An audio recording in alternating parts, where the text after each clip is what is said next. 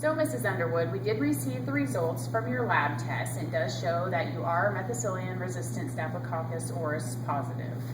So it is also known as MRSA. While this infection is very serious, it is also something that many people can have and go about their everyday lives once they have it. It can become a problem if your body's immunity is down or if you're an immune-compromised individual. But with our help, we'll get you feeling better in no time. Okay, why do I have to wear these gloves and gown? Well, it is important that while you do have active MRSA, that we take very serious precautionary measures. So you're going to be on isolation precautions while you're in your room at the hospital. So if anybody comes to visit you, before they go into your room, we like them to gown and glove, and then before they leave, they need to take off the gown and gloves and throw them away. And of course, we want everybody to wash their hands to prevent the spread of infection. If you were to come out of the hospital room like you are now, then we'd like you to gown and glove, and then of course wash your hands in between also. And we'll make sure to always clean the equipment between patients to prevent the spread of infection. Okay, is there anything you can do to treat my symptoms? Yes, there are things we can do to treat your symptoms. So we'll start with a proactive treatment of wound care and whirlpool therapy. So this will include, because you have the boils and the area of infection, we're going to start with incisions and drainage of that area. And then we'll follow that with some hot compress and also use a method which we elevate your area of infection so that there doesn't become any edema around that area.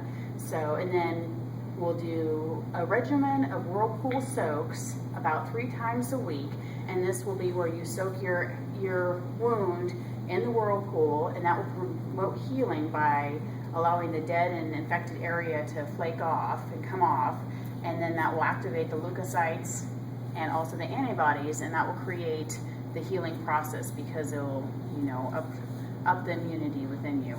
So that will happen then, and then after that, we'll follow that treatment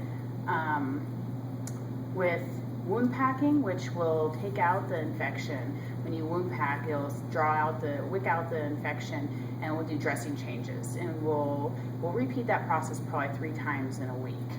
And then when we're done with that, we should start antibiotics. Okay, is that all you can do for me? Because I know MRSA is methicillin resistant, but is there any other treatments that will help with this disease?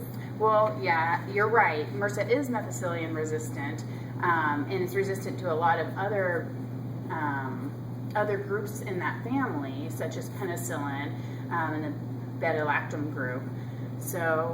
But there's still antibiotics that will work against MRSA. For instance, vancomycin and tetracycline and doxycycline and clindamycin will also work. So depending on the severity of your MRSA, the doctor may prescribe a stronger dose of antibiotics, and then they'll also tell you at length how long they want you to take them to cure the MRSA in the affected area. But Dr. Welch has prescribed vancomycin for you, and she'd like you to take it up to 250 milligrams every 6 hours for 10 days. It's very important that you finish this antibiotic so that the MRSA bacteria doesn't have a chance to become resistant to that antibiotic, just like it has the penicillin types of antibiotics. And after that, we'll do a follow-up to make sure the infection's gone. Okay, and when I go home, is it going to be contagious to my family and friends? Well, as long as you're recovered from the MRSA and your wound is healed, you should not be contagious, and your family and friends should not have any worries about having contact with you. So it is important, though, to follow specific healthy guidelines, such as washing your hands and not using and sharing materials such as towels and soaps and razors with other people.